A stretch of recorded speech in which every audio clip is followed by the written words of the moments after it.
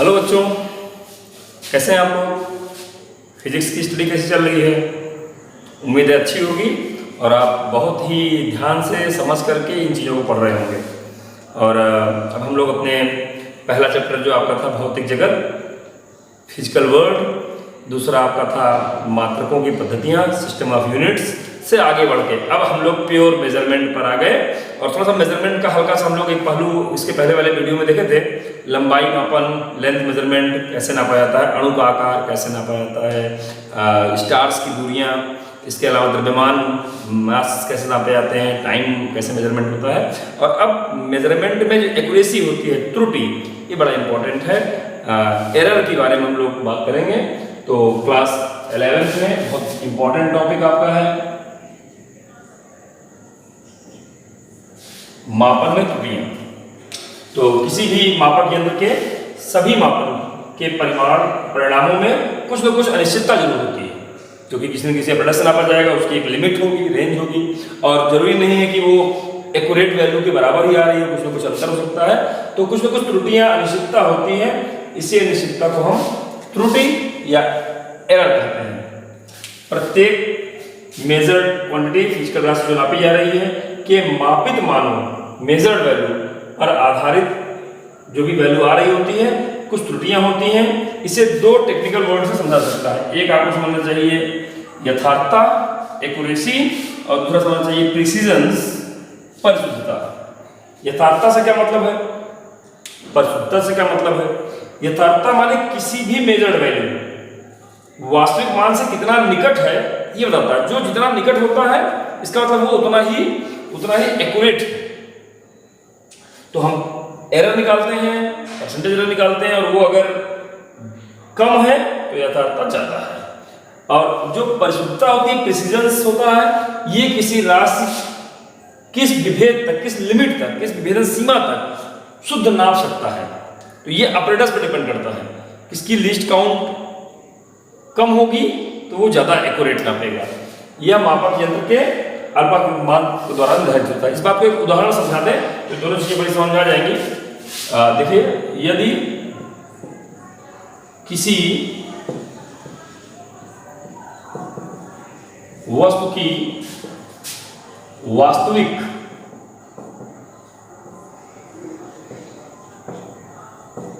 लंबाई ये आपको दी गई है, दैट इज, ये सीबीएसई का एनसीईआरटी का उदाहरण दे रहा हूं मैं आपको, दैट इज 3.678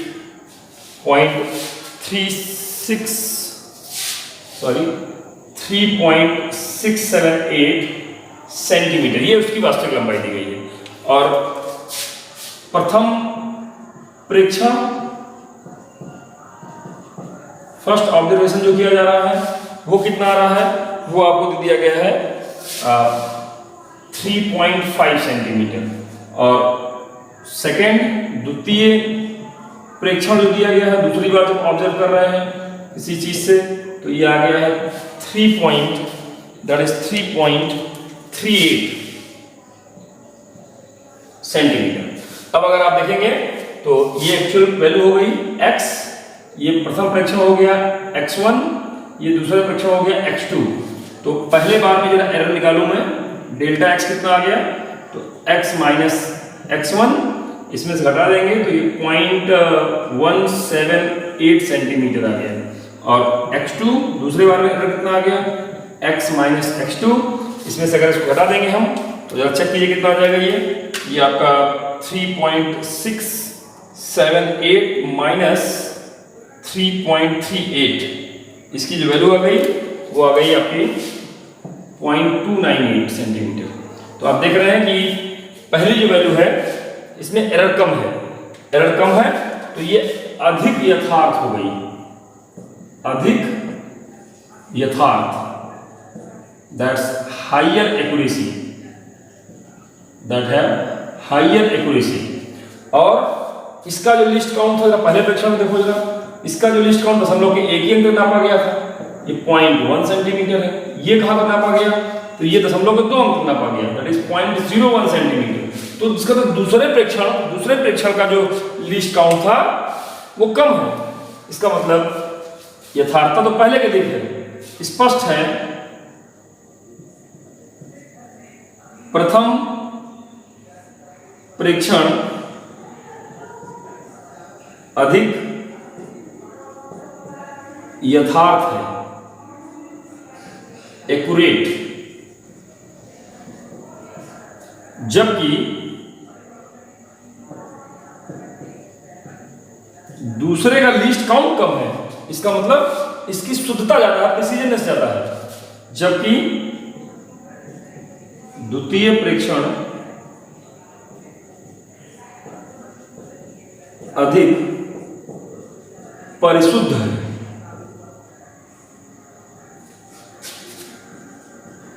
प्रिसीजियस,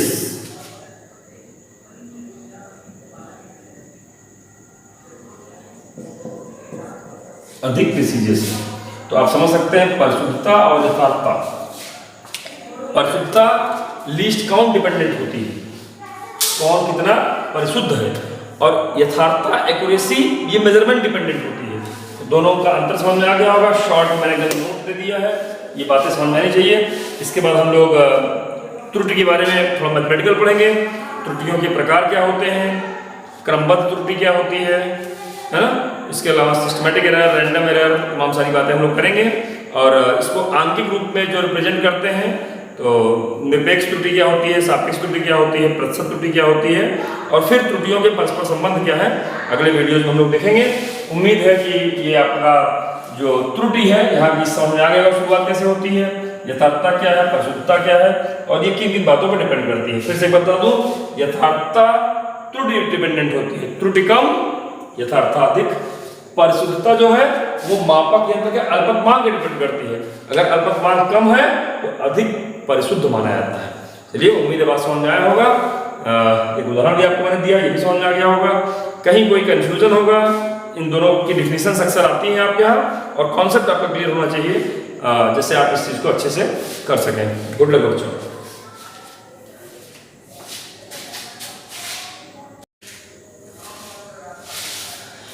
चलिए बच्चों, आज हम लोग मेजरमेंट पढ़ रहे थे और काफी कुछ पढ़ चुके थे। आज हम आपको त्रुटि बताएंगे, एरर क्या होती है। तो त्रुटि या एरर, तो मापन में वास्तविक मान माने ट्रू वैल्यू तथा प्रेक्षित मान, प्रेक्षित मान माने मेजर्ड वैल्यू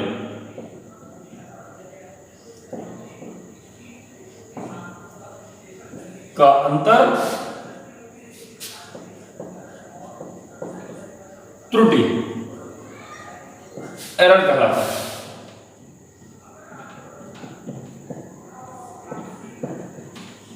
याद रखिएगा,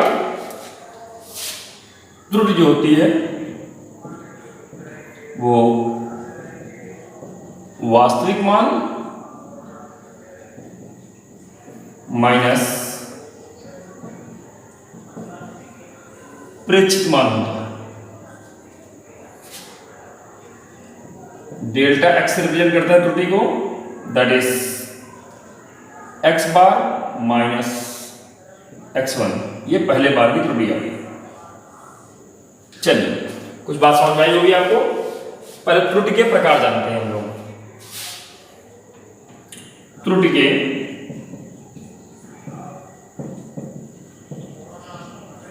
प्रकार, types of error, types of error. तो एरर जो होता है, पहला आपका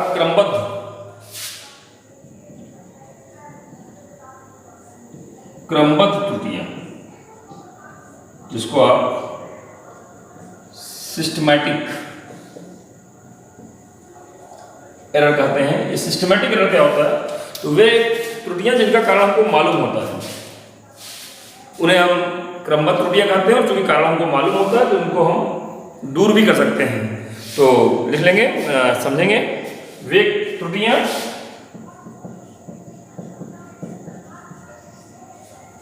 जिनका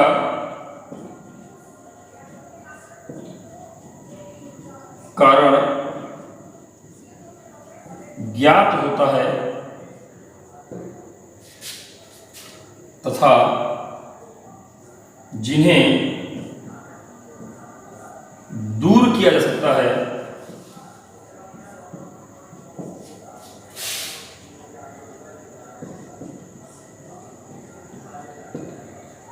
क्रमबद्ध त्रुटियां कहलाता है।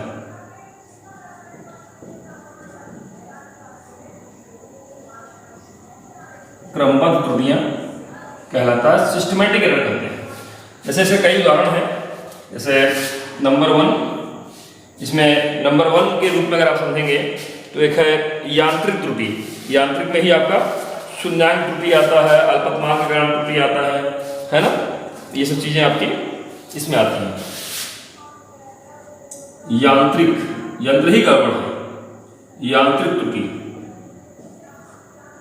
इसमें कौन कौन सी आ गई? जैसे मैंने कहा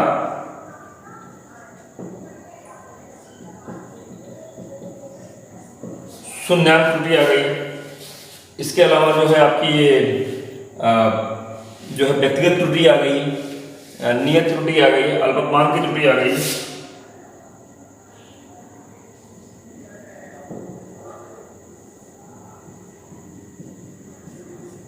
अल्पतमांक की त्रुटि आ गई। आज इस तरह कई चीजें और भी जो यंत्र के नाते से दिक्कत आ रही। नंबर 2 हो गया पर्सनल एरर या व्यक्तिगत त्रुटि।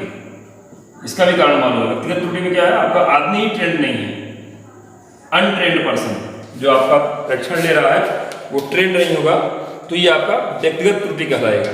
ठीक है ना। इसके बाद नंबर 3 इसमें अपूर्णता का कारण त्रुटि। अपूर्णता के कारण त्रुटि। जैसे आदमी ट्रेंड तो है, यहां अनट्रेंड है ना, अप्रशिक्षित है। यहां पर ट्रेंड तो है लेकिन परफेक्ट नहीं है, परफेक्शन नहीं है, तो वो जो गलतियां करेगा उसको हम बोलेंगे। सब कारण मालूम है इसका, तो ये अपूर्णता के कारण त्रुटि कहलाएगा। ये भी एक कारण है। इसके अलावा आपका बाह्य कारण से error due to external cause, बाह्य कारण से त्रुटियां। ये सब चीजें को मालूम है कारण क्या है, इसलिए ये सब के सब जो है क्रमबद्ध त्रुटियों का अंतर्गत आता है। उनको हम लोग ठीक भी कर सकते हैं, सुधारा जा सकता है। इसके अलावा दूसरा जो आता है वो आता है आपका यांत्रिक। नंबर 2 जो है यादृच्छिक त्रुटि। यादृच्छिक,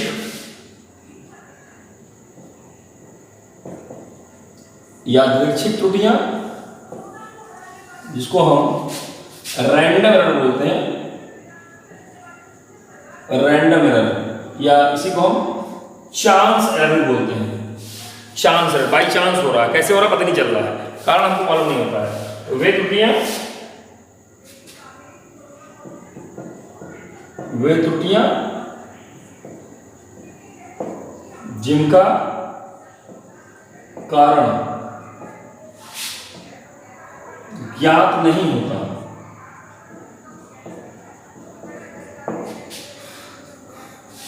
इसीलिए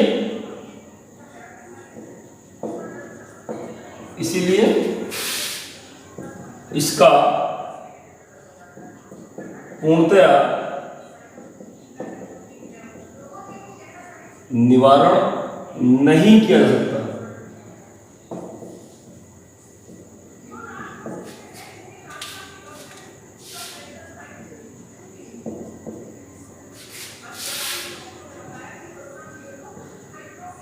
यादृच्छिक त्रुटि कहलाता है।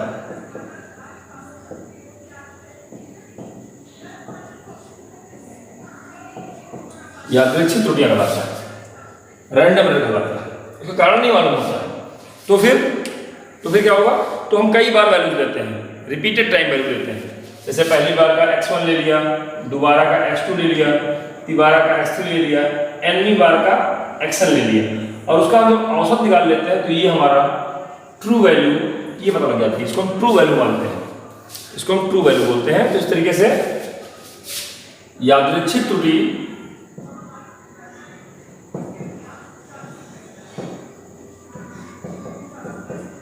प्रेक्षणों को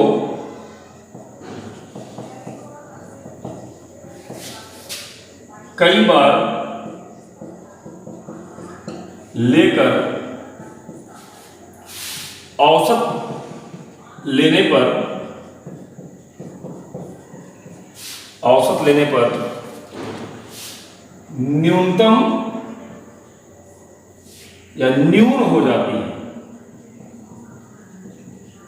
जितना ज्यादा बार आप परीक्षण लेंगे उतनी बार n टाइम्स डिवाइड हो जाएगा और इस तरीके से आपका यादृच्छिक त्रुटि जो होगी वो न्यून हो जाएगी। एक और होती है इसमें तीसरी, ग्रॉस एरर, सकल त्रुटि। ग्रॉस माने बड़े अमाउंट की एरर, ग्रॉस एरर। तो ये क्या होती है भाई? ये आपकी लापरवाही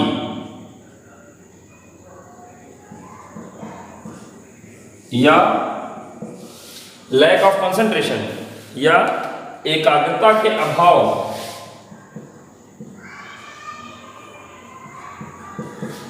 एकाग्रता के अभाव में बड़े स्तर पर होती है।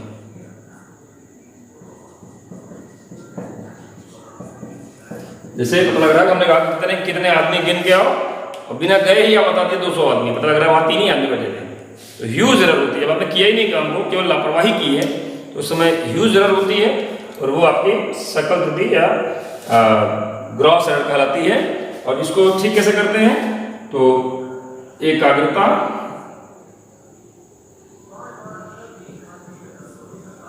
व सजगता द्वारा समाप्त किया सकता है।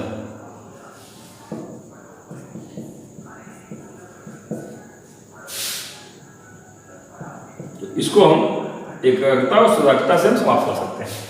तो चलिए, ये बातें आपको समझ में आ गई होंगी कि कितने प्रकार की त्रुटियां होती हैं। त्रुटियां मेनली आपकी 3 प्रकार की हैं। एक आपका जो है वो पूछा था कांस्टेंट एरर क्या होता है, नियत त्रुटि। तो नियत त्रुटि भी अलग से नहीं है, किसी यांत्रिक त्रुटि के अंतर्गत आती है। जैसे पता लग रहा है कि त्रुटि है तो उतना हर बार उतनी गलती आएगी, तो इस तरह की त्रुटि को हम नियत त्रुटि भी कहीं नहीं बोलते हैं। नियत त्रुटि इसी के अंतर्गत आ जाती है। कांस्टेंट एरर कुछ लोग कहते हैं, तो ध्यान में आ गया होगा। अब आपको वास्तविक वैल्यू कैसे निकालते हैं, जिसमें जैसे सिस्टमेटिक एरर तो वैसे भी दूर की जा सकती है, कारण मालूम है। सकल त्रुटि बहुत ध्यान रखेंगे तो अपने आप ही नहीं होगी। और जो रैंडम एरर होती है, चांस एरर होती है, वो अचानक बिना जानकारी के कहीं से भी आ जाती है, तो हम कई बार परीक्षण लेंगे तो ये गलती नहीं होगी। या इसका जब औसत निकालते हैं तो एक्यूरेसी मिनिमाइज हो जाएगी। अब जो आपकी एरर रिप्रेजेंट करने के तरीके हैं वो आपको समझना चाहिए। तो एरर रिप्रेजेंट करने के बेसिकली जो है आपके वो 3 तरीके हैं। एक है आपका निरपेक्ष त्रुटि, दूसरा है आपका सापेक्ष त्रुटि और तीसरी है आपकी जो है प्रतिशत त्रुटि। तो आइए इसके बारे में बताएं हम। तो सबसे पहले आप जानेंगे कैसे रिप्रेजेंट करते हैं निरपेक्ष त्रुटि। तो निरपेक्ष त्रुटि क्या होती है? तो वास्तविक मान ट्रू वैल्यू, वास्तविक मान माइनस प्रेक्षित मान, जो हमने शुरू में बताया था आपको, प्रेक्षित मान। तो जैसे पहली बार की जो निरपेक्ष त्रुटि डेल्टा x1, ये x bar minus x1, x बार कैसे निकलेगा? सारे मान को जोड़ करके बाई n करेंगे तो। ऐसे ही डेल्टा x2 कितना आ जाएगा? x bar minus x2 dot dot dot dot dot dot delta xn जो आ जाएगा वो x बार माइनस xn आ जाएगा। तो इस तरीके से आप निरपेक्ष त्रुटि ज्ञात कर सकते हैं। और हमें जरूरत पड़ती है औसत निरपेक्ष त्रुटि। औसत निरपेक्ष त्रुटि डेल्टा x का बार मतलब औसत निकाल लिया आपने, वो कैसे निकलेगा? तो हर बार ये जो आप निरपेक्ष त्रुटि निकाल रहे हैं, डेल्टा x बार का मॉड, डेल्टा x2 का mod dot dot dot delta xn का मॉड अपॉन n। और अगर आप ध्यान देंगे तो यहाँ पर वास्तविक मान प्रेक्षित मान से ज्यादा अथवा कम दोनों हो सकता है। अथवा बराबर हो सकता है। तो यहाँ पर जो स्थितियां बन रही हैं वो पॉजिटिव की, नेगेटिव की या शून्य की, तीनों स्थितियां बन सकती हैं। निरपेक्ष त्रुटि तीनों हो सकती है, धनात्मक, ऋणात्मक अथवा शून्य। जबकि जब औसत निरपेक्ष त्रुटि निकालेंगे तो इन सबका मॉड लिया जाएगा, जो प्लस में है वो प्लस लेंगे, जो माइनस है वो भी प्लस में लिया जाएगा, मॉड लिया जाएगा, उसका आंकिक मान लिया जाएगा। तो इस तरीके से जो आपकी निरपेक्ष त्रुटि होती है वो सदैव धनात्मक होती है, ध्यान रखिएगा इस बात को, सदैव धनात्मक होती है। तो निरपेक्ष त्रुटि पॉजिटिव, नेगेटिव या जीरो तीनों हो सकती है, जबकि औसत निरपेक्ष त्रुटि सदैव धनात्मक होती है। ये बात आपके दिमाग में रहना चाहिए। आइए, इसमें निरपेक्ष त्रुटि के बाद ये एक रिप्रेजेंट करने का तरीका हुआ, औसत निरपेक्ष त्रुटि के रूप में दिखाया जाए। इसके अलावा आपको और भी थोड़ा सा क्लियर कर दें तो ये काम आपका कंप्लीट हो जाएगा। ये आपको बताना है सापेक्ष त्रुटि क्या होती है। सापेक्ष त्रुटि ये क्या होती है? निरपेक्ष त्रुटि हो गई, सापेक्ष त्रुटि। आइए सापेक्ष त्रुटि दिखाएं आपको कि रिलेटिव एरर,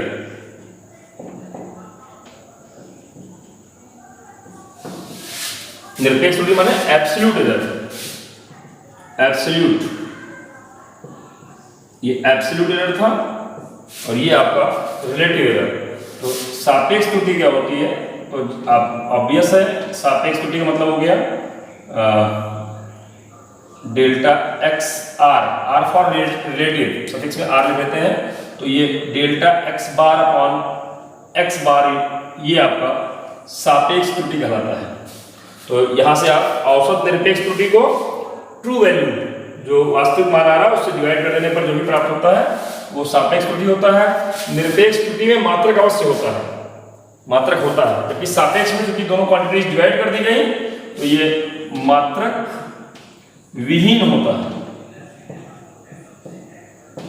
ये भी एक लिखने का तरीका हो गया, ध्यान रखेंगे। और तीसरा है आपका प्रतिशत त्रुटि। प्रतिशत त्रुटि में कुछ नहीं करना है, सीधे सीधे जो सापेक्ष त्रुटि आ रहा है, प्रतिशत त्रुटि जो होता है, जो ये सापेक्ष त्रुटि आ गई, इसी में आप 100 से मल्टीप्लाई करेंगे तो ये आपका प्रतिशत त्रुटि आ जाएगा। अब इधर से जानने के बाद आपको ध्यान रखना चाहिए कि भौतिक राशि जो इस तरह आएगी मेजरमेंट के बाद, भौतिक राशि का निरूपण कैसे रिप्रेजेंट किया जाएगा? तो उसका रिप्रेजेंट करने का तरीका ये है कि जो x होगा वो x बार प्लस माइनस डेल्टा x बार के ऊपर रिप्रेजेंट किया जाएगा। इस तरह आमतौर पर रिप्रेजेंट किया जाता है कि कोई भी क्वांटिटी जो रिप्रेजेंट होती है इसको प्लस माइनस करके रिप्रेजेंट कर दिया गया। जैसे मान लो कि कोई लेंथ है वो रिप्रेजेंट कर दी गई 5.0 प्लस माइनस 0.3 सेंटीमीटर। तो क्या मतलब हुआ कि 5.0 5.0 ये इसकी ट्रू वैल्यू हो गई, और डेल्टा x जो आ गया अर्थात निरपेक्ष एब्सोल्यूट एरर के रूप में 0.3 आ गया। अब मुझे परसेंटेज निकालना है, तो सिर्फ 0.3 को डेल्टा x को x बार से डिवाइड कर दो, 0.3 by 5 कर दोगे तो 100 करोगे प्रतिशत त्रुटि आ जाएगा, 0.3 by केवल 5 करोगे तो सापेक्ष त्रुटि आ जाएगा। इस तरह से चीजें हम आसानी से कैलकुलेट कर सकते हैं। तो त्रुटियों के प्रकार ध्यान में आ गया होगा। त्रुटियां आपकी 3 प्रकार की बताई मैंने आपको। पहला बताया आपको यांत्रिक त्रुटि, है ना, पहला होता है सॉरी क्रमबद्ध त्रुटि, क्रमबद्ध त्रुटि, इसके बाद यादृच्छिक त्रुटि, क्रमबद्ध का मतलब सिस्टमैटिक एरर, फिर रैंडम एरर और फिर ग्रॉस एरर। और जो आपका क्रमबद्ध त्रुटि था उसका कारण हमको मालूम होता है, और जैसे उसमें यांत्रिक त्रुटि है, शून्याङ्क त्रुटि हो गई, है ना, और इस तरह से जो भी एरर हो गई, शून्याङ्क त्रुटि हुई, अल्पतमांक की त्रुटि हुई, है ना, और नियत त्रुटि हुई, ये सब चीजें व्यक्तिगत त्रुटि है ना। कई सारे एग्जाम्पल मैंने दिए थे उसके, अपूर्णता के कारण हुआ, ये सब एग्जाम में पूछा जाता है डिफिनेशन के रूप में। यादृच्छिक उसको निवारित किया सकता है क्योंकि उसका कारण मालूम था, क्रमबद्ध त्रुटि को। यादृच्छिक को नहीं निवारित किया सकता क्योंकि उसका कारण ही नहीं मालूम था मुझको, तो यहाँ पर इनका औसत लिया जाता है, तो इसको न्यून किया सकता है, मिनिमाइज किया सकता है बस। सकल त्रुटि लापरवाही आते होती है, इसको हम सजगता से और कंसंट्रेशन से दूर कर सकते हैं। फिर कैसे रिप्रेजेंट करते हैं त्रुटि, प्रकार तो समझ में आ गया, 3 प्रकार, क्रमबद्ध, यादृच्छिक और सकल, सिस्टमैटिक, रैंडम एंड ग्रॉस। और यहाँ पर निरपेक्ष त्रुटि, absolute error, true value minus measured value, हर बार की अलग अलग आएगी, पॉजिटिव नेगेटिव या जीरो आएगी। औसत निकालेंगे तो सबका मॉड ले जाता है, इसलिए हमेशा पॉजिटिव ही आता है, पॉजिटिव या शून्य आएगा, नेगेटिव कभी नहीं आएगा, क्योंकि ये औसत निकाला जा रहा है। और इसके बाद मैंने कहा सापेक्ष निकालेंगे, जो भी आप औसत निरपेक्ष त्रुटि को ट्रू वैल्यू से डिवाइड करेंगे, सापेक्ष त्रुटि आएगा, ये मात्रक विहीन होगा, और इसी में अगर 100 का मल्टीप्लाई कर देंगे तो ये आपका प्रतिशत त्रुटि आ जाएगा। और अब भौतिक राशियों का निरूपण,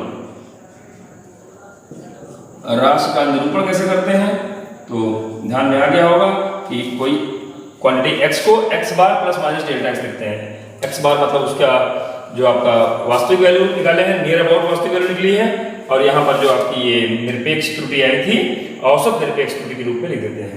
तो ये एग्जाम्पल से समझाया मैंने, इस पर कुछ सवाल भी काट दिखाएंगे आपको हम, और प्लस त्रुटियों का संयोजन, ये हम लोग अगले लेक्चर में देखेंगे।